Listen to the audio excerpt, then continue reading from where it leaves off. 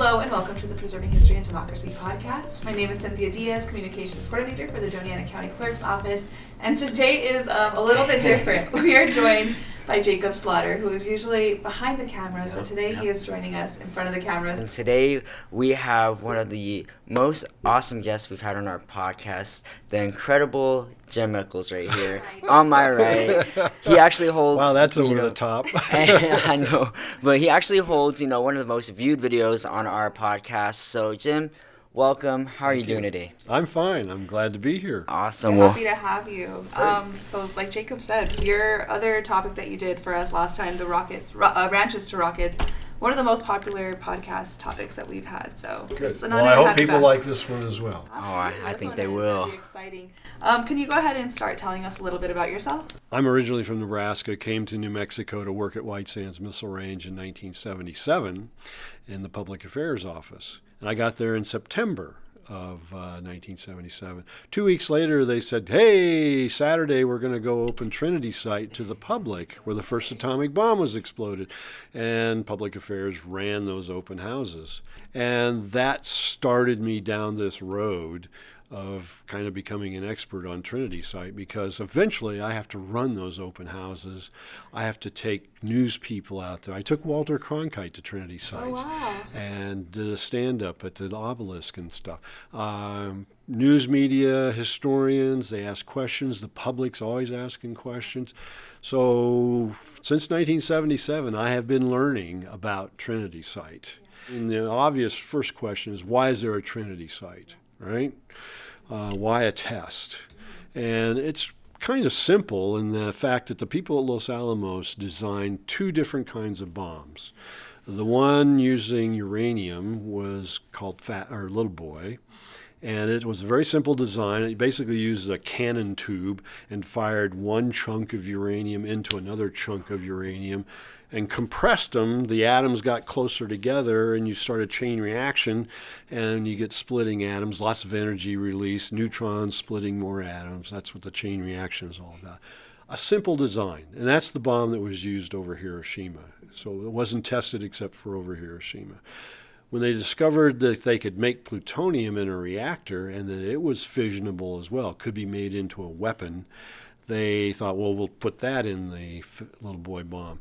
Can't do that. The guys did the calculations, and they figured that it would prematurely start to detonate, and you wouldn't get a big boom. You'd get what they call a fizzle.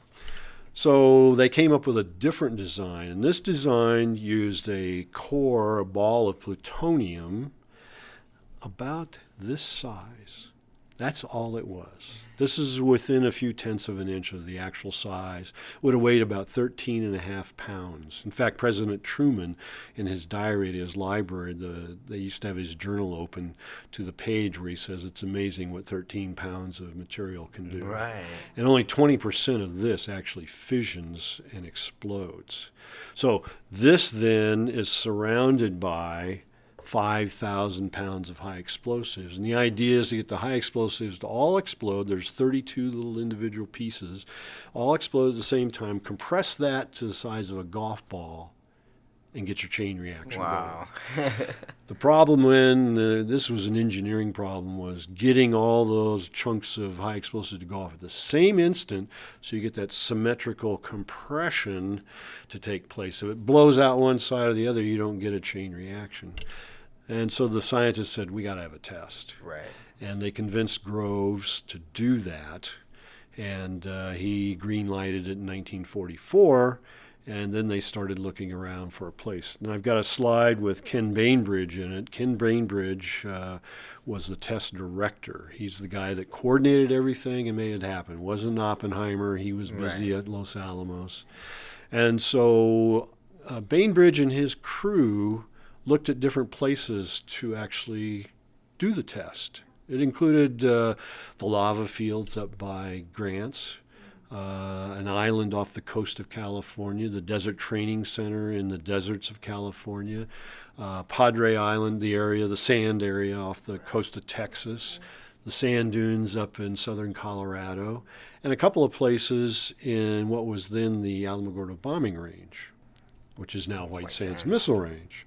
So they looked at the southern part and the northern part, and they finally decided on the north end of the old bombing range, and they got permission to use it. That was put off limits to the bombers, test B-17s and stuff that were training. And so they got a rectangular piece of land up there, and then the first thing they had to do was go in and decide where ground zero is going to be, because everything else at the site depends on where ground zero is, because you have to have safe distances. You want people to be upwind, not downwind, et cetera, et cetera. So on that slide, there's a picture of the tower that was erected at ground zero. It's 100 feet tall, and that's where the bomb is going to be placed to explode, so you get an aerial explosion and not an explosion on the ground. That's important as well, because it produces less fallout, plus it gives all the cameras and all the other people watching, etc., a direct view of the bomb up on the tower. If it had been sitting on the ground, the undulations in the ground stuff would block your view. You wouldn't be able to see it. So that was all important. And I've got a slide with a map that shows, it's a strip map of the missile range, showing you where Trinity Site is now, where the other National Historic Landmark is, LC-33 at the bottom, Las Cruces, Socorro. It gives you the general orientation. Right. Then there's another close-up map that shows you the ground zero area and where things were located. So the closest humans were in bunkers at 10,000 yards north, south, and west. It's a little over 5 miles. They were supposed to be in bunkers. Then there were people at base camp about 10 miles away. And this is all upwind. Again, assuming the winds are going to be coming traditionally out of the west or southwest to blow fallout to the northeast. The map also shows some things like where Jumbo is located, and we'll talk about Jumbo in a little bit. And then there are circles around showing what the distances are from ground zero based on that. So that decision is made in late 44, and they start building a test bed for this test. In December, they start going into 44, down to ground zero and Trinity Site. And the idea here is, sure, to make sure the bomb works. Right. That's pretty obvious. They didn't really want to drop this bomb on Japan and have it not work and have the Japanese go, hey, look what they gave us. Maybe we can figure this out. Right. And so they wanted to do this. But they really, since they're scientists, physicists and others, want to know how it works, what's going to happen in this process of a chain reaction and stuff. So that's going to be an important aspect of what happens at Trinity Site. At this point of still just finding a location to even set it off, what was the process up in Los Alamos? Like, what was going on up there? At that point in Los Alamos, they're still trying to make the plutonium design work. And again, it's all about getting the pieces of high explosives to all go off at the same instant to compress it. And that was a big bugaboo. In this fact, they end up fighting that battle until just weeks before the test in 1945, July 45. So that was a big deal to get that done. And then they're also processing the plutonium. They're also running all these other things that are happening, like the Tibbets's crew that's testing, dropping dummies of the bomb in Utah to see how they fall, etc. So they're busy on all those little details, pre-positioning things in Tinian Island in the Pacific, because they're pulling all these strings to make it happen. So another question is, you've got Trinity Site, we've got a place to test the bomb. Why is it called Trinity Site?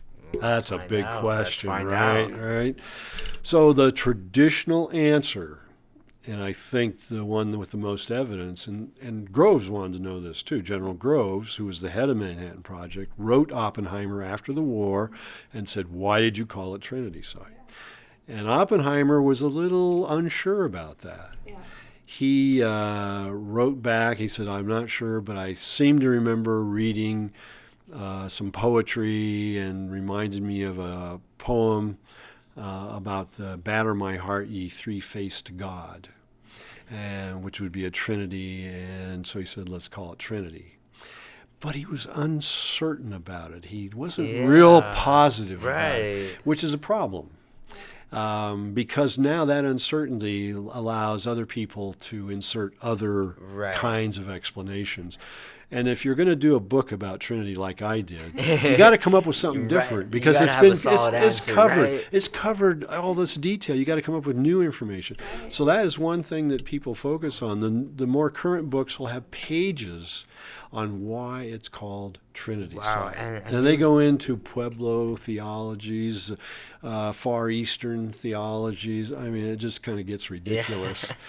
So my office, Public Affairs, we came up with our own explanation. Oh, okay. So the test at Trinity Site is the direct result of the work of Oak Ridge, Tennessee, where uranium was processed and where they discovered plutonium. Hanford, up in Washington, which are the reactors located where they actually make the plutonium. And then, of course, Los Alamos, who's the head of the building of the bomb, design and actually assemble the bomb. That's 3 sites. That's a Trinity. When they start to do the test and get ready for it, and we'll talk about buildup and stuff, but like I said, I've been doing this since 1977, and that picture on the front of my book is 15 seconds into the explosion, typical mushroom cloud explosion picture. Right. I'm kind of tired of that. Yeah. So my favorite picture now is a picture taken at 2 and 3 seconds after the explosion. And in the image, and this image is taken from the north, a picture's taken from the north, the fireball is starting to rise, and you can see up on the right 2 fuzzy balls and 2 lines that are getting fuzzy as well. And those are barrage balloons and the steel cable being turned to smoke by the intense radiation of those first 2 seconds of the explosion. That's pretty amazing. That's amazing. And so I have a photo in my slide presentation of the balloons, and they're anchored there. And that was part of Robert Wilson's group. Dr. Wilson was head of a group trying to find out how the chain reaction actually started. Right. And how fast it went. Right. So they've got to try to collect data during the first 10 nanoseconds of the explosion. And that's pretty fast. A nanosecond is a billionth of a second. And the reason it's got to do that fast because the explosion is happening. All that energy is being, any instruments, the balloons, gets vaporized, turned to smoke. It's done.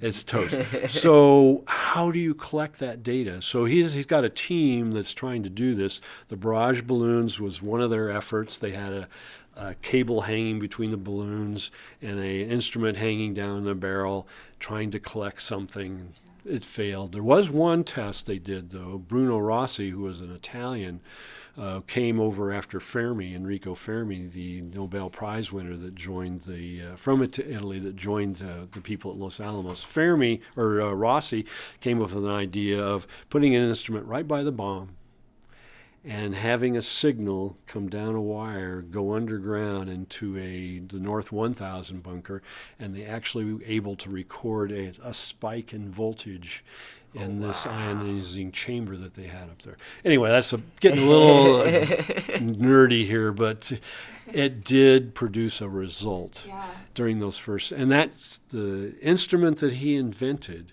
was still used in Nevada, our nuclear test site, for decades afterwards. They made it more sophisticated, etc. So again, they're trying to find out how it works, in addition to just having it work. Right.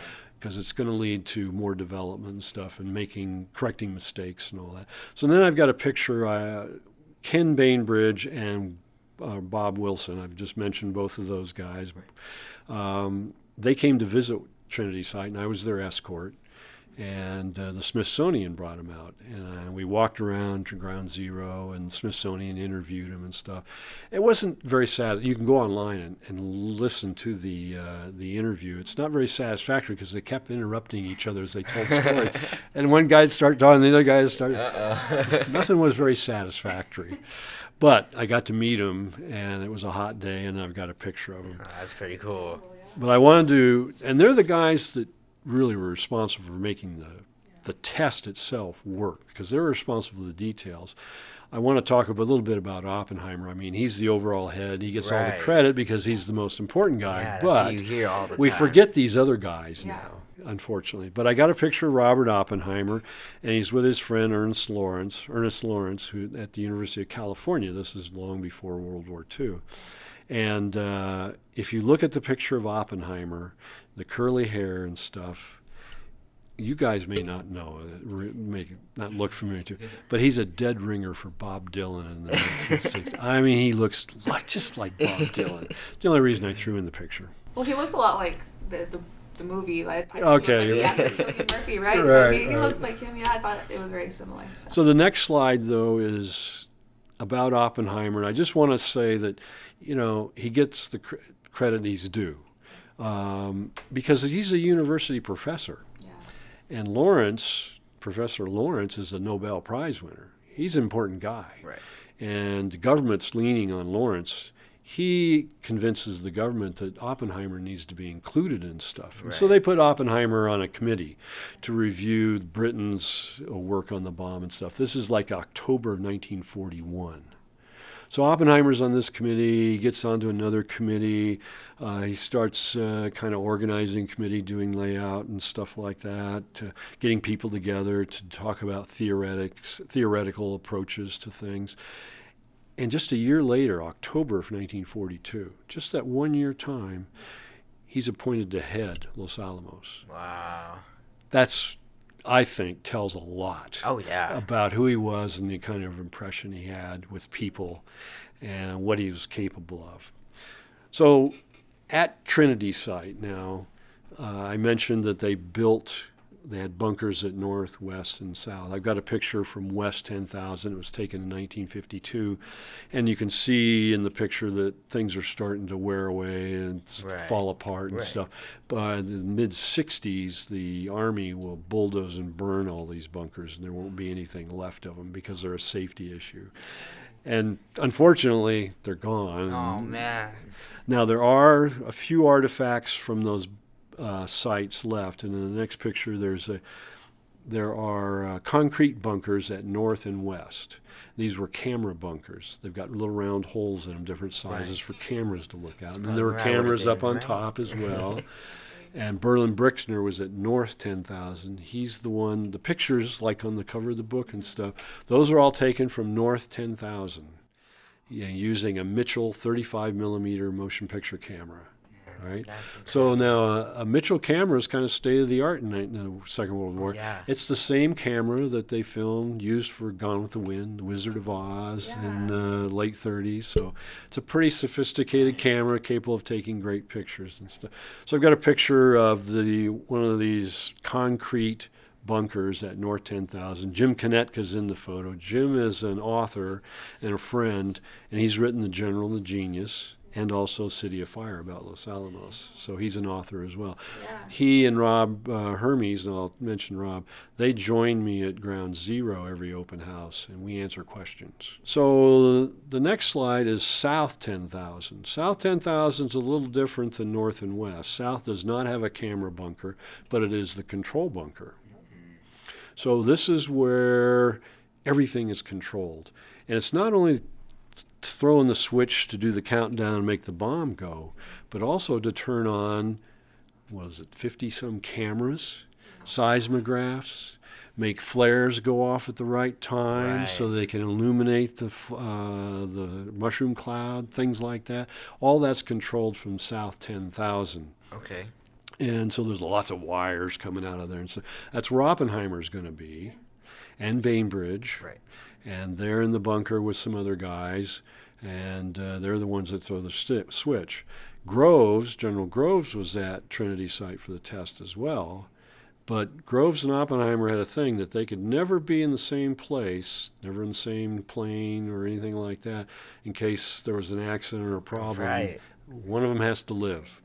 And so Groves is at base camp, and Oppenheimer is at South 10,000. Now, I threw in on that slide a picture of Lieutenant Howard Bush, another guy you've never heard of. Okay. Bush was at South 10,000 as well, because he's the head of security. Right. Okay. And he's also the camp commander at base camp. He's the commander of Trinity Site. Right. And all the details that are going on. And he's a soldier, a military person. So he's on his horse. So he's an MP by training. And he started in Los Alamos, and the MPs at Los Alamos were a mounted unit. They rode horses to ride patrol around the establishment and stuff. They brought their horses to Trinity Site, and they were thinking they could ride patrol on horseback and stuff, but the distances are, you're not going to ride 10 miles just to change out guards or something. Right. You can drive there in 5 minutes. That's just crazy. So the horses, and Bush was a great guide. His men loved him. Right. And he let them use the horses. He was big on giving them time off and recreational opportunities because life at Trinity Site was not pleasant. In fact, one of the guys wrote that Los Alamos was isolated. Oh, wow. But Trinity Site was penal. But Bush knew people. He's from back east. He knew people. He got them in polo equipment. Okay. Polo equipment. I mean, the wooden balls and the mallets and the helmets, the whole 9 yards. And they got horses. Yeah. So the next slide is pictures of the men playing polo at base camp in one of the corral areas. And of course, the little balls and those little mallets aren't going to work in sandy soil. They need manicured grass. Yeah. So these are inventive guys. So they took brooms, they cut off most of the whisk in the brooms, and they used a volleyball. And they're swatting the volleyball around playing polo. Southwest version of a polo. Yeah. Improvised. Yeah, why not? So I got a call from Polo Magazine. You ever heard? Did you know there was a Polo Magazine? I didn't know there was. I didn't know that either. So they said we'd heard that soldiers played polo at Trinity Site. Yeah. I said, well, yeah. They explained the situation. They said, you got pictures? I said, yeah. So I sent them photos and explanation and stuff. And they ran a full-page story with a couple of the pictures and stuff and sent me a copy of the magazine. Oh, that's cool. It was a nice story except for the first sentence. Oh, no. The first sentence says, about 40 miles outside of San Antonio, Texas, the U.S. Army had a top-secret site. 40 miles outside of San Antonio? So I have some slides now of other people that were at, you've never heard of. Carl Rutter was a guy, a soldier. He was with the Tennessee Valley Authority. He was an electrical guy with the power generating system. And he got drafted into the Army, and he thought he was going to go right back to the TVA to work because he's an essential employee. No. They sent him to basic training for like 2 days and somewhere else for a day or two, and then sent him to Trinity Site. Oh, wow. Because they needed somebody to run the power grid that they'd established at Trinity Site. There was no hard power coming in. At base camp, which was the Dave McDonald Ranch, they had generators running that powered everything at base camp, the mess hall, the barracks, the labs that they had set up and stuff. It was wired up. They also had generators all across the site to run instruments and stuff because, again, they didn't have hard. So he's in charge of running all this stuff. And he sent us his scrapbook. He took pictures. So there's a picture of Carl. And then another guy I got to meet was Marvin Davis. He was a military policeman. I learned a lot about operations from Marvin. He got promoted to, I think, sergeant before he left. But he was a good old boy from Illinois, a very practical guy. He said that when he got there, the mess hall was kind of there, but they had no cooks or anything. And he was able to cook meals for the military police. And there's a picture of him with a couple of the horses. Again, he got to ride a horse and do stuff. That's cool. One of his stories is that he was in charge of one of the shifts eventually. And so shifts were 12 hours. Guards were sent out to all these checkpoints out around the site. And they're to protect the perimeter of the test site. And so they'd take them out in a truck or a Jeep, drop them off, come back. And those guys have a little generator so they could stay warm in the winter, etc. And he went out to change out guys at Mockingbird Gap, and he asked the guy, "Oh, anything happened?" He said, "No, it's pretty quiet. Nothing much happened." And except for all these crawdads around here. And Marvin said, "Crawdads? You didn't touch any, did you?" The guy said, "No, but they're all over the place." And so Marvin explained what scorpions were and said, "Don't touch it. No. Don't touch it." A little dangerous. So, again, we're getting prepared for this test, and there's a lot of detail in that preparation that I think lends itself to the idea that these people knew what they were doing. In some of the books, authors try to create drama, and you'll see it a lot too in TV shows and documentaries. Oh, they didn't know the atmosphere is going to light on fire and burn up the earth, and there's da-da-da-da. Well, they'd done the calculations. They knew years before this that wasn't going to happen. But there are other preparations. For instance, I've got a slide that shows base camp, a picture of the east side of base camp. And there are some barracks buildings and some hutments. And it shows the old Dave McDonald Ranch House and the shed where the generators are located. And the long barracks buildings, typical skinny barracks buildings, there's several of them in a row there. I was out there at the ruins one day and looking at that, and they've got cement slabs still intact. Their old buildings are gone. And the missile range commissioned some people to do a history of Trinity Site, just about their artifacts and stuff. And the guy writing it said, well, the base camp was set up on a typical military north, south, east, west arrangement of streets and buildings. So I'm standing on the edge of the concrete slab, and I'm looking down the edge, and I'm going, that's not north. North is over here. So I went home, and I got on Google Earth, and you can see these things, of course, these foundations. Right. And I took my mouse and I started a line on the bottom corner of one of those slabs and went along the edge of the slab and then just extended it as a straight line. Guess where it ended up? Ground zero. Oh, wow. So we've got a building, which is a big, long building, but the end of it is very small.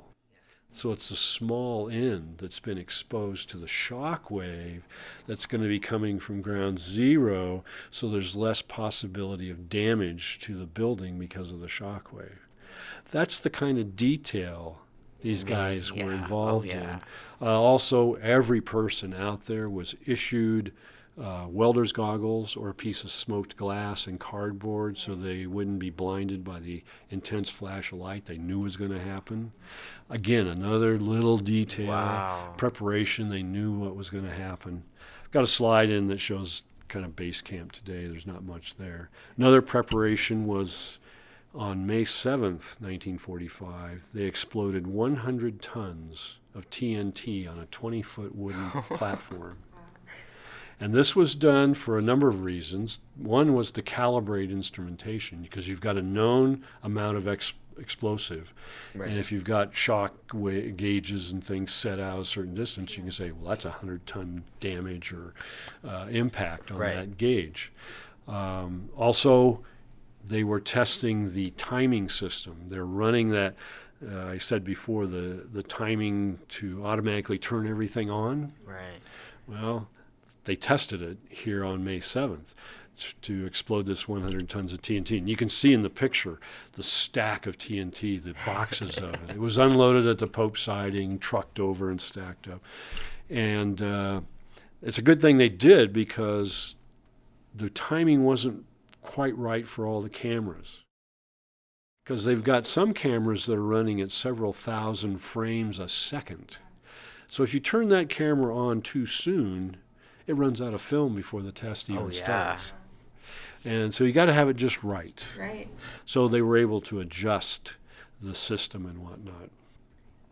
And so things also come up, and we've learned more as things have gone on. More pictures get released by Los Alamos. So the plutonium core came down as two hemispheres. It was in half. And inside was another little sphere of polonium and beryllium. It's called a neutron initiator. Those two elements, when they're mixed together, automatically produce neutrons, which was to kickstart the chain reaction in the plutonium. So there's a photo of Herb Lair bringing in this core into the ranch house for assembly. The Schmidt McDonald Ranch House. And he's carrying it in a box at his side because it only weighs 13.5 pounds. Right. No big deal. Right. So there's a picture, another photo of two guys with a litter and a box on it. And it's hard to tell if they're putting something in this car or out of the car, but it's at the ranch house. And so the question I got asked early on was, were they unloading the core or putting the core in? I'm going, but why are there two guys? Yeah. And so in the last 10, 15 years, I've learned that actually the process of assembling this was more complicated. The ball gets assembled, and then that goes into kind of a long, like a Coke can with rounded ends, a little bigger than that, a cylinder of uranium. And that then is what's going to slide home inside the bomb mechanism into the center of it. And when you do the math and you find out the volume of this and the uranium with it, it's like 100 pounds. Oh. That's why there are two guys Yeah. with a litter putting it into the car to take it down to ground zero. And then I've got a slide that actually shows that plug beside the bomb down at ground zero underneath the tower. And they're getting ready to put it inside the bomb. Then they'll raise it to the top. And that picture probably got over, it's probably still was supposed to be classified. It's unclassified now. So anyway, I've got a red arrow showing the plug in the picture. So I got a picture of the Schmidt Ranch House, McDonald Ranch House, after it was restored in 1984 by the government. And it's part of the open house now. If you go to Trinity Site, you get to see ground zero, but you can also take a government bus 2 miles over to the ranch house. And it's important because it's where the plutonium core was assembled, obviously, part of the process. But it's also a really cool ranch house built in 1913 by the Schmidt family. Franz Schmidt was a German immigrant who came out there and married a Texas girl. And they had a couple of kids. And their first house burned down. It was to the west. And so they moved up a mile, and they built this adobe, basically a square structure with 4 rooms in it, 2 bedrooms, a living room, and a kitchen and dining area. And then you look in this picture, you'll see a stone extension on one end. That's the McDonald's addition to it later, which is another bedroom and a bathroom. So the house was not destroyed by the explosion. Blew out the windows. Basically, the house survived, probably because the shock wave hopped over it. But it sat empty for decades. Yeah. And General Niles Fulwiler, when he was commander of White Sands, got money from the Department of Energy and Department of Army to restore it. And the National Park Service did that work. That's why it's now included in it. Nice. So it's a nice place. And I've also got pictures of Frances Schmidt, a young Frances Schmidt, and her when I got to meet her when I interviewed her in the house there. Frances wrote us letters, and she talks about running around the house, her job as a kid, watering plants and stuff like that. And it's in the letters that are in the book. So, and I've got some more information about the test. There's a picture, typical picture like on my book, but I'm interviewing Berlin Brixner. And Berlin Brixner, again, took those pictures from North 10,000 using a Mitchell 35mm camera. He had 2 cameras there. One was mounted on a tripod and just locked in and took pictures. And he had one in a machine gun mount that he could track the fireball in the cloud and stuff like that. So he was an active participant. Then there are all these other cameras around them running at the same time. So in that photo, and you can see it on the picture, there's a little dust thing coming out, dirt thing coming out to the right? So we're looking at that ground zero from the north, so that's to the south. So that dirt smoke thing is going out to the west, to the right? And sometimes they call it a rooster tail.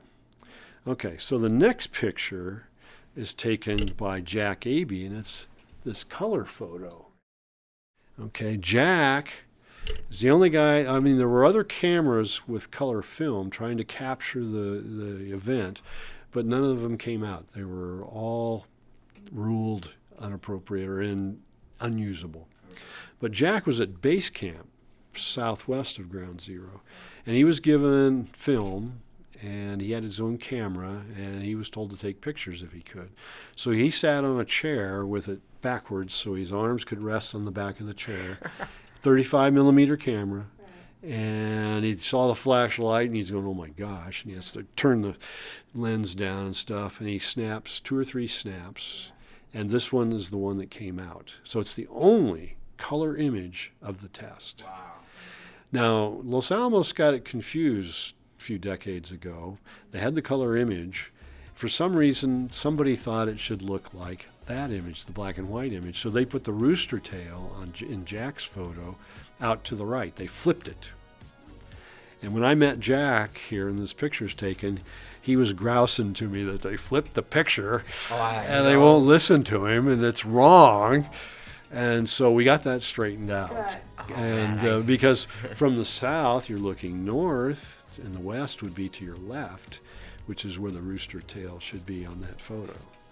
So those are the kind of little things that keep coming up in this process of learning about the site.